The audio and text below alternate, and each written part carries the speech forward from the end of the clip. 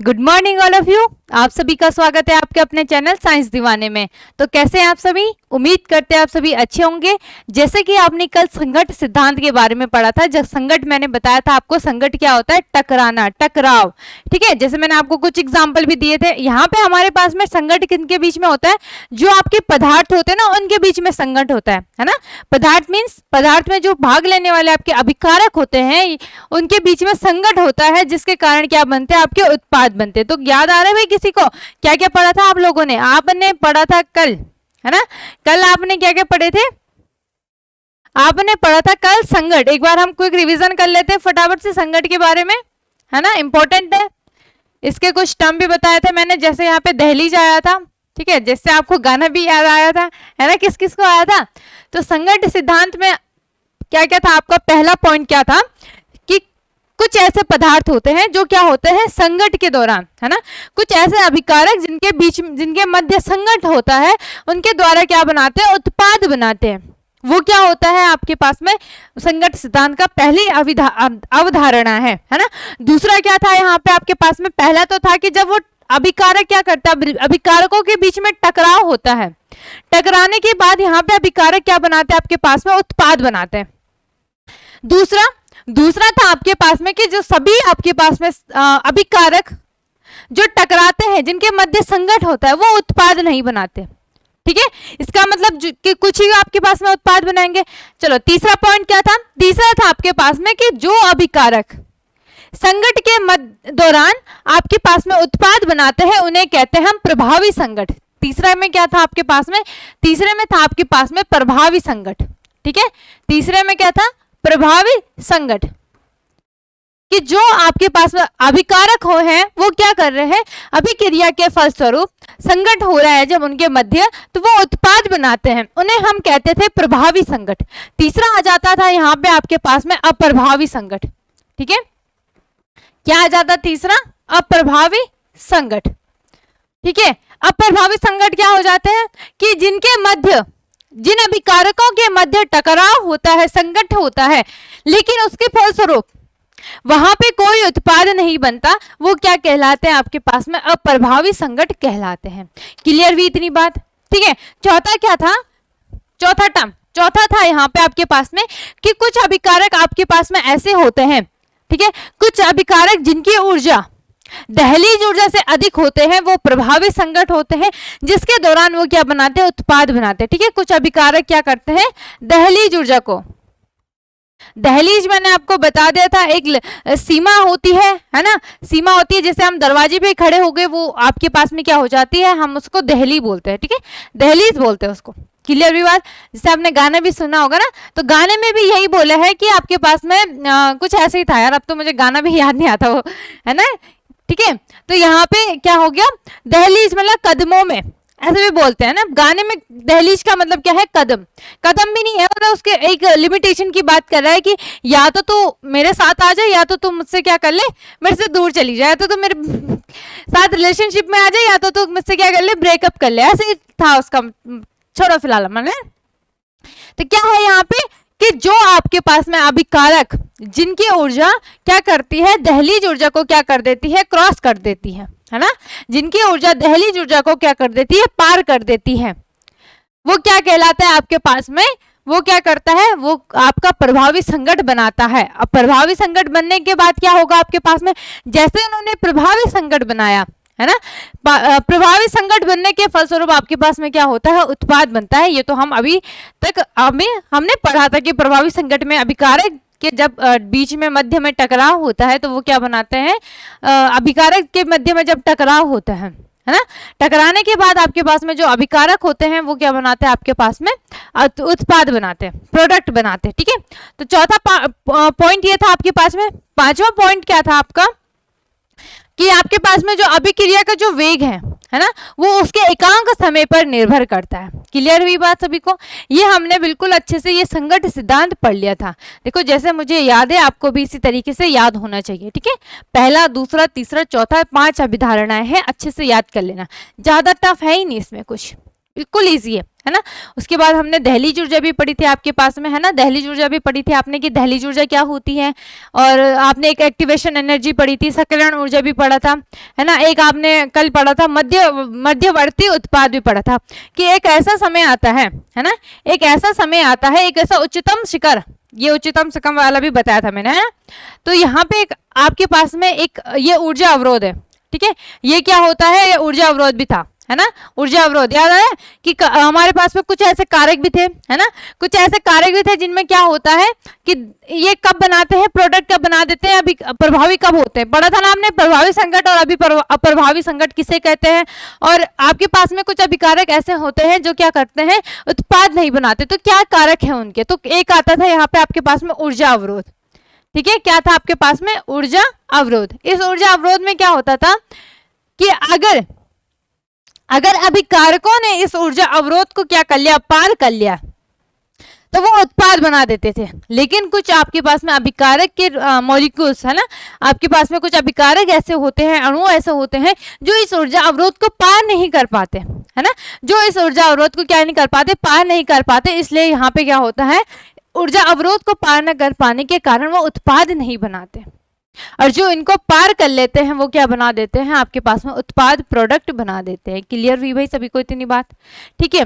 दूसरी चीज आपने यहाँ पे पढ़ा था कि एक ऐसा शिखर होता है, एक ऐसा उच्चतम शिखर होता है जिसमें क्या होता है आपके पास में कि आपका उत्पाद, है ना, और आपका जो अभिकारक है, प्रोडक्ट और रिएजेंट दोनों, है ना, एक आपके पास में ऐसा एक उच्चतम शिखर होता है जहां पे आपके पास में उत्पाद और आपके पास में अभिकारक दोनों के लक्षण पाए जाते हैं, ठीक है भाई, दोनों के क्या पाए जाते हैं, लक्षण पाए जाते हैं। इसे बोलते हैं हम मध्यवर्ती उत्पाद। क्लियर भी बात, ऊर्जा अवरोध क्लियर हुआ। सक्रियण ऊर्जा पता चल गया आपको, सक्रियण ऊर्जा क्या होती है, एक्टिवेशन एनर्जी। देखो आपके पास में क्वेश्चन में ही है, एक्टिवेशन मतलब एक्टिव कर रहा है वो किसी चीज को, है ना। जैसे बिल्कुल तुम ऐसे आते बोलते हैं कि एनर्जी ड्रिंक वगैरह इस टाइप से ना, तो आपने अगर किसी ने एनर्जी ड्रिंक पी होगी, वैसे मुझे तो नहीं लगता उसका कुछ ज़्यादा अच्छा फायदा होता है ना, साइड इफेक्ट भी होता है उसके काफ़ी, ठीक है। तो एनर्जी ड्रिंक पीने से किसी को तो बहुत ज़्यादा नींद आ जाती है, किसी की थकान, अच्छा और कुछ नहीं, चाय ले लो भाई, सबकी फेवरेट चाय, है ना, चाय, है ना, टी। तो उसमें क्या होता है, कोई तो भाई चाय पी के बिल्कुल तरोताजा महसूस करता है, जिसको बहुत थकान हो गई, उसने अगर एक कप चाय की पी ली तो वो तो बिल्कुल क्या हो गया, मजे में हो गया, है ना, उसके तो मजे पड़ गए। लेकिन कई बार ऐसा होता है आपके पास में कई बार ऐसा होता है कि क्या होता है, किसी को नींद आने लग जाती है। तो यहाँ पे क्या हो रहा है, आपके पास में एक्टिव हो रहा है, ठीक है। एक्टिव क्या कर रहे हैं आपके पास में, ठीक है, एक्टिव क्या होता है आपके पास में वो देखते हैं अभी हम, ठीक, एक्टिवेशन देखते हैं। तो आपने पढ़ा था इसमें, एक्टिवेशन भी पढ़ा था आपने, क्या पढ़ा था, एक एक्टिवेशन पढ़ा था, एक्टिवेशन एनर्जी, ठीक है। एक्टिवेशन एनर्जी में आपने क्या पढ़ा था आपके पास में कि कुछ आपके पास में मॉलिक्यूल्स ऐसे होते हैं जो ऊर्जा अवरोध को पार नहीं कर पाते, है ना। कुछ आपके पास में अभिकारक ऐसे होते हैं जो ऊर्जा अवरोध को पार नहीं कर पाते। जब वो पार नहीं कर पाते तो उन्हें कुछ और एनर्जी की आवश्यकता होगी, ठीक है, कुछ और क्या होगी, उनको एनर्जी की आवश्यकता होगी, ठीक है।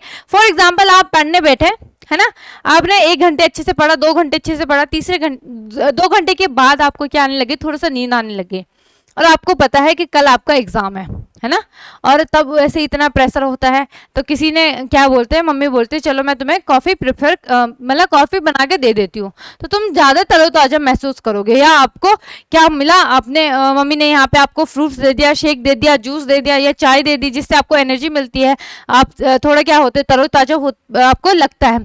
तो वहाँ पर क्या होता है, देखो आपकी एनर्जी तो पढ़ने में 2 घंटे में निकल गई, है ना। तो तब क्या होता है आपके पास में, जब एनर्जी निकल जाती है आपकी, एनर्जी आपके पास कहाँ चली गई, पढ़ने में चली गई, तो आपकी मम्मी ने आपको क्या करा, थोड़ा और एनर्जी दे दी, है ना। वो आपने चाहे पीने के माध्यम से लिया, चाहे खाने के माध्यम से लिया, फिर आप दोबारा 2 घंटे और पढ़ने बैठ गए। आया ना मजा आपको, तब आपने 4 घंटे, आज तो भाई 4 घंटे पढ़ाई हो गई, ठीक है, तो ये तो शायद सपनों में ही होगा, जो पढ़ते नहीं है उनके लिए तो, है ना। बाकी जो पढ़ते हैं अच्छी बात है, ठीक है। तो यहाँ पे क्या हुआ, उन्होंने आपकी एनर्जी जब खत्म हो गई थी तो उन्होंने आपको, खत्म तो नहीं बोलेंगे, लेकिन जब आपकी एनर्जी लो हो गई थी, कम हो गई थी, तो उन्होंने आपको एनर्जी दी, तो बिल्कुल आप क्या हो गए, तरोताजा महसूस हो गए। ऐसे एज इट इज यहाँ पे होता है।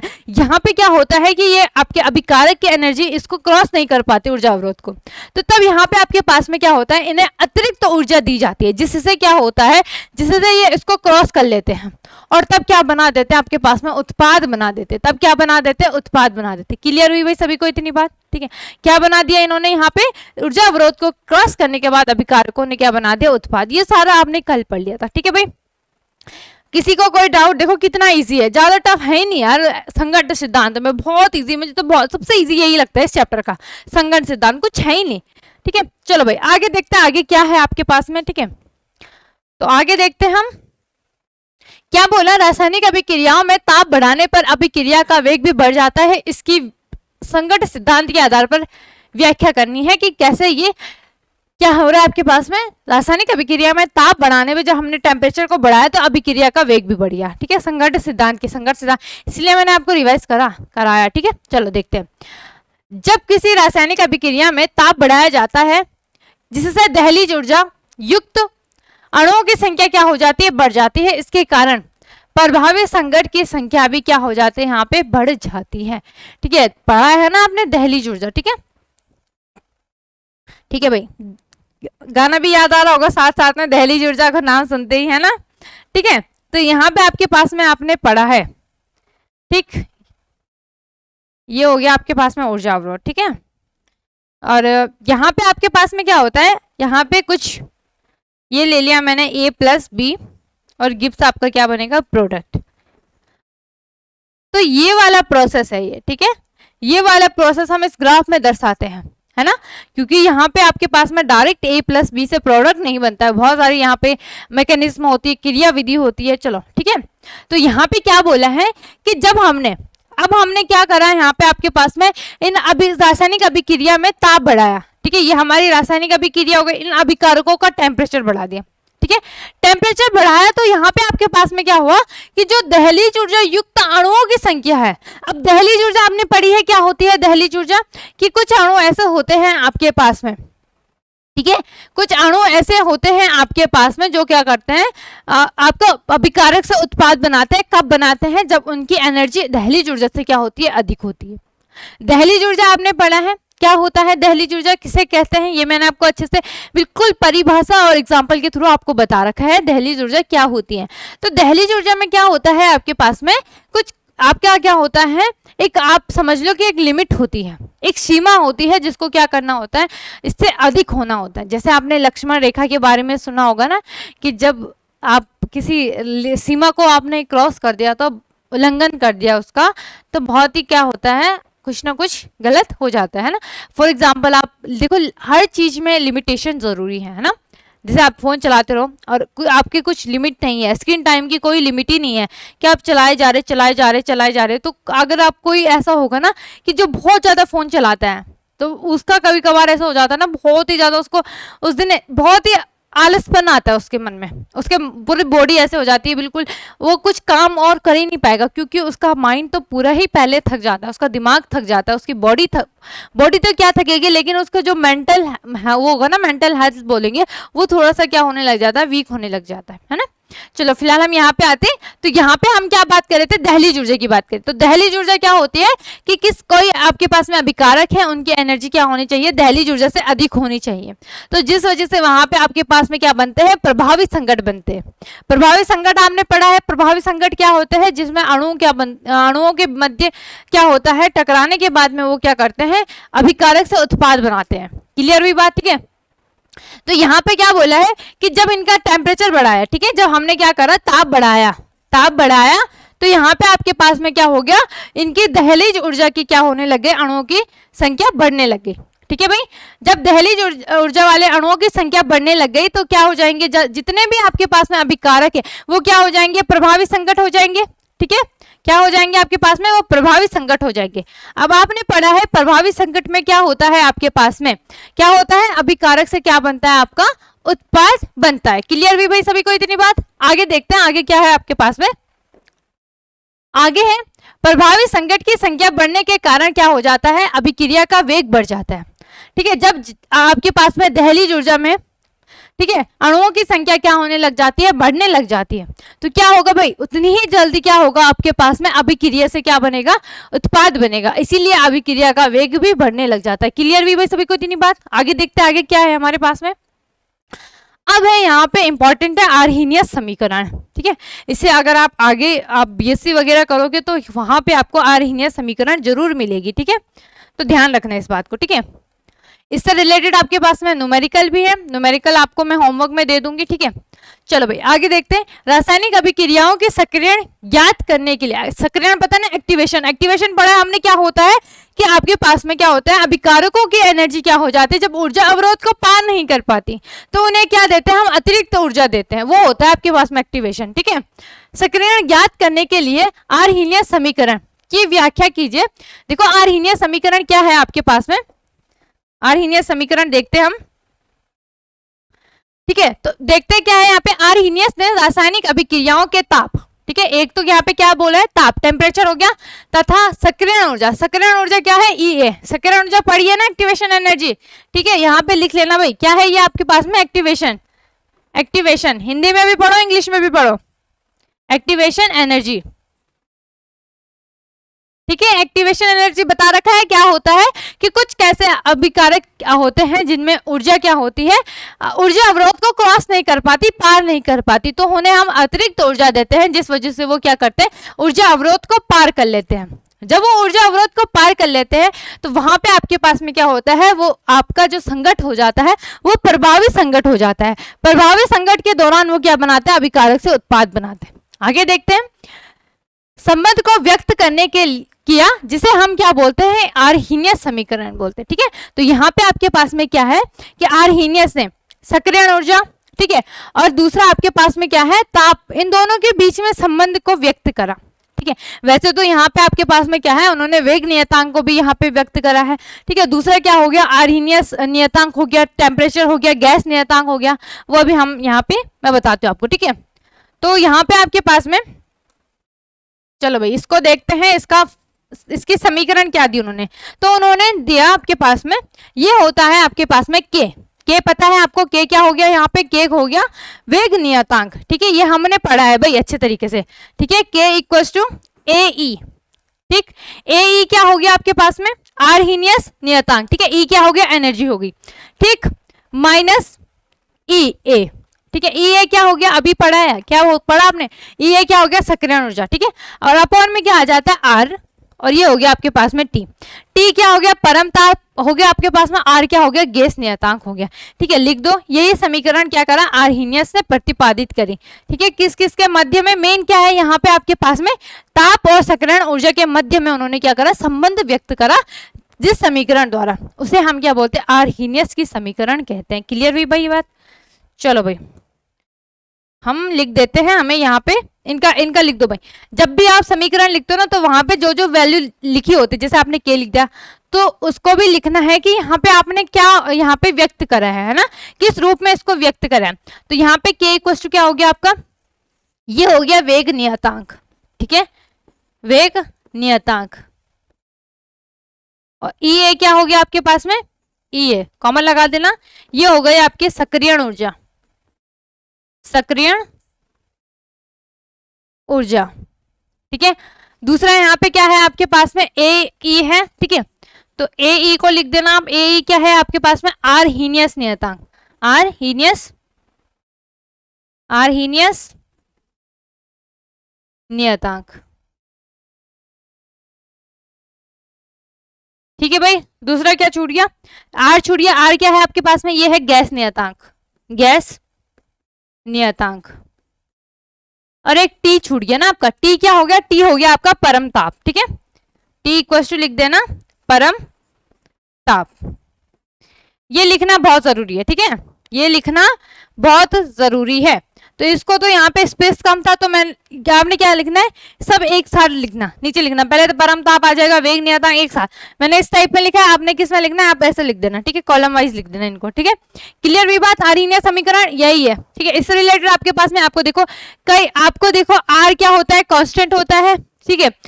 यहाँ पे आर दिया होगा, आर तो आपकी पता है, आपको आर की वैल्यू क्या होती है, 0.0821 होती है ना। टेम्परेचर दिया होगा, सक्रिय ऊर्जा दी होगी, वेग नियतांक निकालना होगा, ठीक है। ये आपके पास में दूसरा ए क्या होता है, आर्हीनियस नियतांक, या फिर आपके पास में वेग नियतांक दिया होगा, गैस नियतांक दिया होगा, पता चल गया आपको, टी टेम्परेचर दिया होगा, केवल आपको क्या निकालना है यहाँ पे, आर्हीनियस नियतांक। तो आपको इनमें से 4 वैल्यूज दी होंगी, ठीक है, सॉरी 3 वैल्यू है ना, 3 वैल्यूज दी होंगी, क्योंकि आर तो आपको पता ही है, आर कांस्टेंट होता है, आर का तो मान एक ही होता है ना। तो यहाँ पे आपको 3 वैल्यू दी होगी, आपको एक कुछ उनमें से कुछ ना कुछ एक वैल्यू निकालनी है। तो ज्यादा टफ तो है नहीं इसमें कुछ, है ना, इजी है, ज्यादा टफ नहीं है भाई, हल्का फुल्का ही है, चैप्टर में कुछ नहीं है, ठीक है। इतना हुआ क्लियर? चलो भाई आगे देखते हैं, आगे हमारे पास में क्या है। आगे है जटिल रासायनिक अभिक्रिया किसे कहते हैं। क्या है आपके पास में, जटिल रासायनिक अभिक्रिया। देखो जटिल मतलब बहुत, अब देखो कई बार क्या होता है, हम गए पेपर देने, ठीक है, और किसी ने पूछा भाई कैसा आ रखा था तुम्हारा ऑर्गेनिक का पेपर, तो हमने बोला बहुत ही जटिल आ रखा था। जटिल मतलब कठिन, हार्ड, ठीक है। तो जटिल यहाँ पे मतलब नॉर्मली जो जटिल का यूज किया जाता है वो कठिन, और दूसरा किस में, हार्ड, मतलब एक ही है वैसे तो, इनमें यूज किया जाता है कठिन में, कि बहुत कठिन, ठीक है।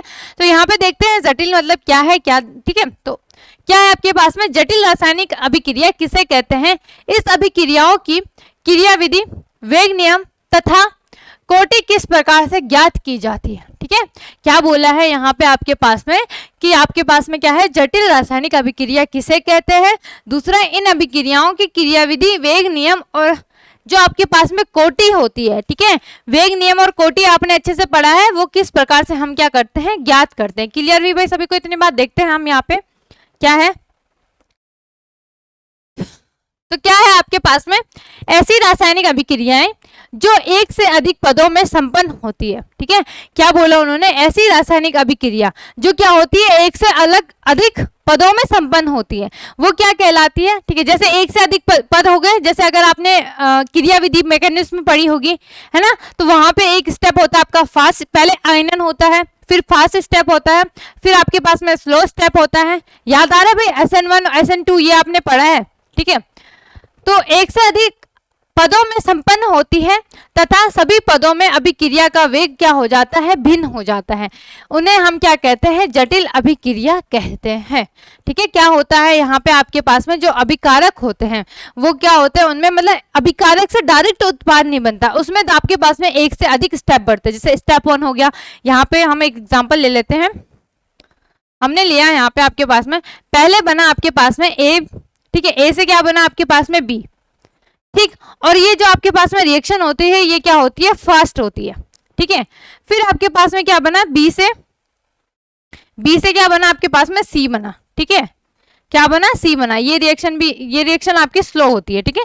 ये रिएक्शन क्या होती है आपकी, स्लो होती है। क्लियर भी भाई सभी को इतनी बात। तो यहाँ पे देख लो आप, मेन जो अभिकारक है, अभिकारक क्या है आपके पास में, ए है, ठीक है। और यहाँ पे जो आपके पास में उत्पाद मिल रहा है, उत्पाद क्या मिला आपको, सी मिल रहा है, ठीक है। और बी कहाँ गया, देखो अगर आपको याद आ रहा होगा ना, तो आप जब आपने अल्कोहल का ऑक्सीडेशन पढ़ा था, उसमें आप क्या पढ़ते थे, आपके पास में अल्कोहल का जब हम ऑक्सीडेशन करते थे K2Cr2O7 प्लस H2SO4 की उपस्थिति में, तो तब आपके पास में अल्कोहल से क्या बनता था, एल्डिहाइड बनता था, है ना। और एल्डिहाइड से फिर क्या बनता था आपके पास में, कार्बोक्सिलिक एसिड बनता था, ठीक है। तो आपका अभिकारक क्या होता था, मेन अभिकारक होता था आपके पास में अल्कोहल, इथाइल अल्कोहल या कोई सा भी अल्कोहल ले लो। और यहाँ पे आपके पास में जो प्रोडक्ट होता था, है ना, वो क्या होता था, कार्बोक्सिलिक एसिड होता था। ये होते हैं आपके पास में 2 स्टेप या 3 स्टेप में भी चली जाती है कभी कभार रिएक्शन, या 4 स्टेप में चली गई। क्लियर हुई भाई सभी को इतनी बात, ठीक है। तो उन्हें हम क्या बोलते हैं, जटिल अभिक्रिया बोलते हैं। जैसे आपने यहाँ पे ये क्या हो गया, एग्जाम्पल लिख देना, ठीक है। या आपने देखा होगा आपके पास में सरल अभिक्रिया, तो यहाँ पे आपके पास में क्या होता है, डायरेक्ट आपका क्या बनता है, ए से क्या बन जाता है, बी बन जाता है। यहाँ पे और स्टेप की जरूरत नहीं होती है, एक ही स्टेप में आपके क्या बनता है, अभिकारक से क्या बन जाता है, डायरेक्ट उत्पाद बन जाता है। क्लियर है वह सभी को, ठीक है। तो जटिल अभिक्रियाओं में आपके पास में क्या होता है, मंद गति पद को, ठीक है, यहाँ पे आपके पास में क्या है, जो जटिल अभिक्रिया है, जटिल अभिक्रियाओं में मंद गति पद को दर निर्धारण पद कहते हैं। ठीक है, यहाँ पे क्या होता है, इसको दर, दर मतलब अभी आपने पढ़ा ना, वेग नियम से आप क्या निकालते थे, याद आ रहा है भाई, वेग नियम से आप क्या निकालते थे, रेट निकालते थे ना, तो उसी रेट की बात की जा रही है यहाँ पे। ठीक है, उसी रेट की बात की जा रही है यहाँ पे। ठीक है भाई, तो यहाँ पे आपके पास में क्या हो गया कि आपके पास में जो मंद, ये वाली है ना मंद गति वाली, ठीक है, जो आपके पास में सेकंड स्टेप की है, लिख देना कौन से स्टेप की है, ये सेकंड स्टेप, डायरेक्ट लिख दो, क्या है आपके पास में, सेकंड स्टेप की है, सेकंड स्टेप की रिएक्शन है यहाँ पे आपके पास में। तो यहाँ पे क्या हो रहा है आपके पास में, ये स्लो रिएक्शन है, और इसी के द्वारा हम क्या करते हैं, किसका निर्धारण करते हैं, दर। ठीक है, दर निर्धारण दर।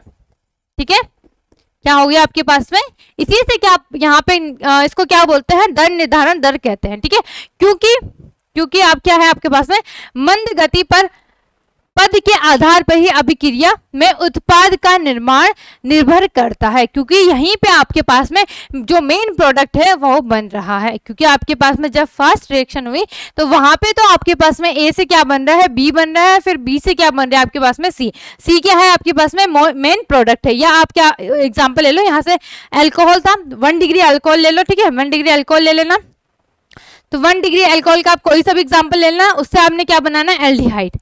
ये बहुत ही फास्ट रिएक्शन हो गई। ठीक है, फिर आपने क्या बना, यहाँ पे एल्डिहाइड से आपको क्या बना, कार्बोक्सिलिक एसिड बना। तो यहाँ पे जो स्लो रिएक्शन है, ठीक है, इसको हम क्या बोलते हैं, दर निर्धारण दर कहते हैं। और इसी के द्वारा यहाँ पे क्या बनता है, क्योंकि इसका हम यहाँ पे दर निर्धारण दर इसको क्यों ले रहे हैं, क्योंकि यहाँ पे आपके पास में क्या होता है, मंद गति पद के आधार पर ही अभिक्रिया से क्या बनता है, आपका उत्पाद का निर्माण होता है।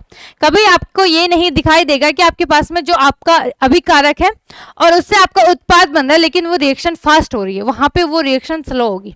क्लियर हुई भाई सभी को इतनी बात? ठीक है, तो एक बार हम फटाफट से क्या कर लेते हैं, रिवीजन कर लेते हैं। तो चैप्टर आपका यहीं पे ये खत्म हो गया। 1-2 मैं आपको न्यूमेरिकल दे दूंगी आपके अरहिन्य समीकरण से रिलेटेड, तो वो आपने कर लेने हैं। ठीक है, दूसरी चीज यहाँ पे आपके पास में क्या है, जितना आपके पास में चैप्टर में था, ठीक, जैसे आपके पास में प्रथम कोटि की अभिक्रिया थी, द्वितीय कोटि की थी, तृतीय कोटि थी, संघट्ट सिद्धांत था, ये सारा जितना भी मैंने करा है सारा इंपॉर्टेंट है। ठीक है, तो अच्छे से क्या कर लेना, पढ़ लेना, रिवाइज कर लेना। थोड़ा सा रिवाइज कर लेते हैं हम, आ जाते भाई संघट्ट सिद्धांत में। तो संघट्ट सिद्धांत क्या होता है आपके पास में, पहला क्या था इसके पास में, कि जितने भी पदार्थ आपके पास में उनके जो अभिकारक हैं उनके मध्य जब संघट्ट होता है, ये टकराव होता है, तो उसके दौरान उसके फलस्वरूप आपका क्या बनता है, उत्पाद बनता है। ठीक है भाई, दूसरा क्या था आपके पास में, कि जरूरी नहीं है कि जितने भी आपके पास में अभिकारक है उनका संघट्ट हो उसी के दौरान आपका उत्पाद बने, ये जरूरी नहीं है कि सभी संघट्ट के दौरान आपका उत्पाद बने। तीसरा क्या था आपके पास में, कि कौन से संघट्ट के दौरान आपका उत्पाद बनता है, कि जो अभिकारक आपके पास में संघट्ट के सिद्धांत क्या बनाते, उत्पाद बनाते, उन्हें हम क्या बोलते थे, प्रभावी संघट्ट कहते थे। ठीक है, और कुछ ऐसे अभिकारक होते हैं आपके पास में जो संघट्ट के दौरान उत्पाद नहीं बनाते, उन्हें हम क्या बोलते थे, अप्रभावी संघट्ट। ठीक है, अप्रभावी संघट्ट कहते थे। तीसरी चीज, चौथी चीज यहाँ पे क्या थी, दहलीज ऊर्जा थी। दहलीज ऊर्जा क्या थी आपके पास में, क्या था यहाँ पे चौथा टर्म, अवधारणा, कि यहाँ पे आपके पास में कौन से ऐसे अभिकारक होते हैं जो प्रभावी होते हैं, जो क्या होते हैं, जिनकी एनर्जी, कुछ अभिकारक ऐसे होते हैं जिनकी ऊर्जा दहलीज ऊर्जा से क्या होती है आपके पास में ज्यादा होती है, वो क्या बनाते हैं, प्रभावी संघट्ट बनाते हैं। और आपने पढ़ा क्या है आपने, कि जो प्रभावी संघट्ट होते हैं उन्हीं के दौरान आपके पास में क्या बनता है, अभिकारक से क्या बनता है, डायरेक्ट उत्पाद बनता है। पांचवा क्या था, कि जो अभिक्रिया का वेग है वो एकांक समय पर निर्भर नहीं करता है। क्लियर हुई बात? चौथी चीज आपने यहाँ पे क्या पढ़ा था, ऊर्जा अवरोध। ऊर्जा अवरोध आपने पढ़ा है कि एक ऐसा उच्चतम शिखर होता है कि जो आपके पास में जब अभिकारक के जो अणु होते हैं वो क्या करते हैं, उनकी जो एनर्जी होती है, अगर उन्होंने ऊर्जा अवरोध को पार कर लिया, ठीक है, अगर उन्होंने ऊर्जा अवरोध को पार कर लिया तो वो क्या बनाते थे आपके पास में, प्रभावी संघट्ट बनाते थे। ठीक है, प्रभावी संघट्ट कब बनेगा, जब वो क्या बनाते हैं, अभिकारक से उत्पाद बनाते हैं। और जब उन्होंने ऊर्जा अवरोध को पार नहीं किया, ठीक है, जब वो ऊर्जा अवरोध को पार नहीं कर पाते तो वहां पे कोई उत्पाद नहीं बनता। तीसरा आपने यहाँ पे क्या पढ़ा था, एक्टिवेशन एनर्जी पढ़ी थी। ठीक है, क्या पढ़ा था आपने यहाँ पे, एक्टिवेशन एनर्जी, सक्रियण ऊर्जा। तो सक्रियण ऊर्जा क्या है, जो हमें क्या कर रही है, यहाँ पे एक्टिव कर रही है। एक्टिव कैसे, कि यहाँ पे आपके पास में जब आपकी कोई रिएक्शन होती है, ठीक है, यहाँ पे कोई रिएक्शन हो गई A+B और यहाँ पे आपका क्या बन रहा है, प्रोडक्ट बन रहा है।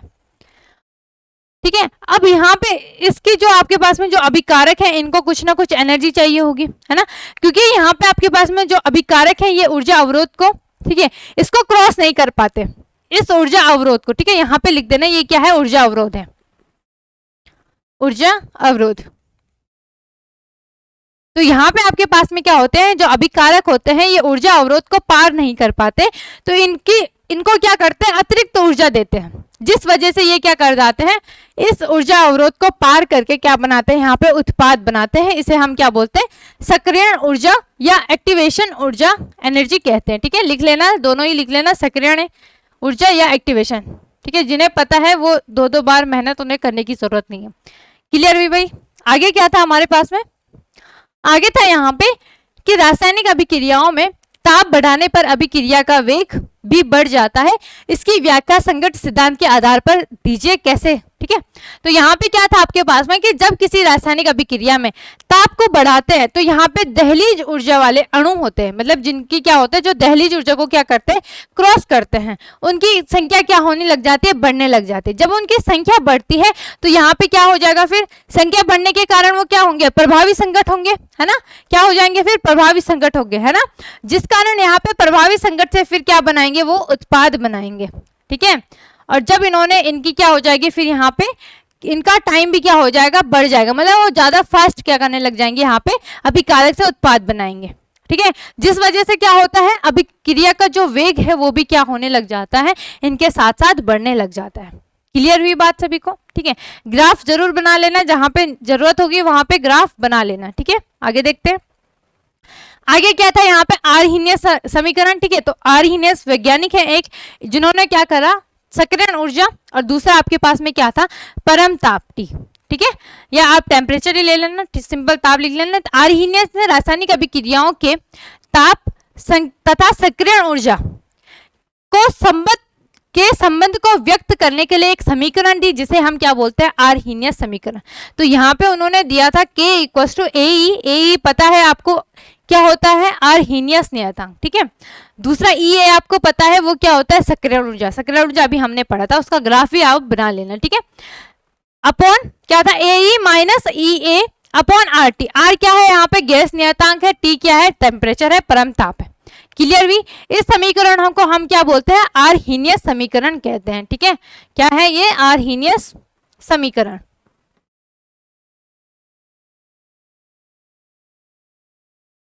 ठीक है भाई, क्या है आपके पास में, ये आर्हीनियस समीकरण। इससे रिलेटेड न्यूमेरिकल आएगा तो ज्यादा कुछ नहीं आएगा। आर वैल्यू आपको कांस्टेंट दी होगी, वो आपको कितनी होती है, आर की वैल्यू यहाँ पे 0.0821 होती है। ठीक है, यूनिट लिख देना भाई इसकी। ठीक है, टेम्परेचर दिया होगा, EA दिया होगा, ए क्या दिया होगा, दूसरा आपके पास में A की वैल्यू भी दी होगी, आर्हीनियस नियतांक, या आपको K निकालना होगा, या इनमें से आपके पास में 3-4 वैल्यू दी होगी और एक वैल्यू निकालनी होगी। क्लियर हुई भाई सभी को? आराम से निकाल लोगे, मल्टीप्लाई, डिवाइड, माइनस, प्लस जो भी करना होगा कर लेना, निकाल देना। आगे देखते हैं आगे क्या था आपके पास में। ठीक है, तो यहाँ पे क्या है कि जटिल रासायनिक अभिक्रिया किसे कहते हैं। ठीक है, इन अभिक्रियाओं की क्रियाविधि, वेग, नियम तथा कोटि किस प्रकार से ज्ञात की जाती है। तो आपको पता है क्या होता है, यहाँ पे आपके पास में कुछ ऐसी रासायनिक अभिक्रियाएं होती है जो एक से अधिक पदों में संपन्न होती है। पद क्या हो गए यहाँ पे आपके पास में, स्टेप हो गए। ठीक है, पद क्या हो गए, स्टेप हो गए। तो जो एक से अधिक पदों में क्या होती है, संपन्न होती है, तथा सभी पदों में अभिक्रिया का जो वेग है वो क्या होता है, यहाँ पे भिन्न भिन्न होता है। जैसे आपने पढ़ा होगा, जो आपके पास में SN1 अभिक्रिया होती है और SN2, है ना, तो यहाँ पे आपके पास में उनका जो अभिक्रिया का जो वेग होता है वो क्या होता है, अलग होता है। अब जब अभिक्रिया का जो वेग है वो अलग होगा तो आपके पास में वेग नियतांक भी अलग होगा, है ना, वेग नियतांक अलग होगा तो वेग नियम से आपके पास में जो आप क्या निकालोगे, कोटि निकालोगे, तो वो भी क्या आएगी, भिन्न भिन्न आएगी, अलग अलग आएगी। ठीक है, तो उन्हें हम क्या बोलते हैं, आपके पास में जटिल अभिक्रिया कहते हैं। ठीक है, आगे क्या था, जटिल अभिक्रियाओं में सबसे मंद गति पद को, ठीक है, यहाँ पे ये क्या है आपके पास में, सबसे, ठीक है, सबसे मंद गति पद को क्या बोलते हैं, दर निर्धारण पद कहते हैं। दर क्या हो गया, रेट, इसी की वजह, इससे हम क्या निकालेंगे, यहाँ पे वेग नियम और कोटि निकालेंगे। किससे, इस वाली समीकरण से, जो आपके पास में क्या होगी। अब यहाँ पे देखो, यहाँ पे तो हमारे पास में सेकंड स्टेप में ही हमारी क्या हो गई, जो रिएक्शन हो गई वो स्लो हो गई। लेकिन कुछ रासायनिक अभिक्रियाएं में ऐसे होते हैं जो आपके पास में थर्ड टर्म में, तीसरे स्टेप में, तीसरे पद में क्या होती है, स्लो होती है।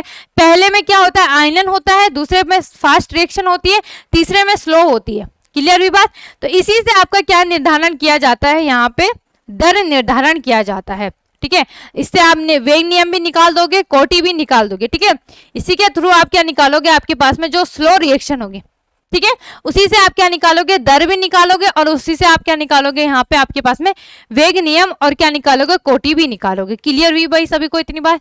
क्योंकि मंद गति पद के आधार पर ही आपकी क्या बनता है, अभिक्रिया से क्या बनना जाता है, उत्पाद बनाया जाता है। क्लियर है भाई सभी को।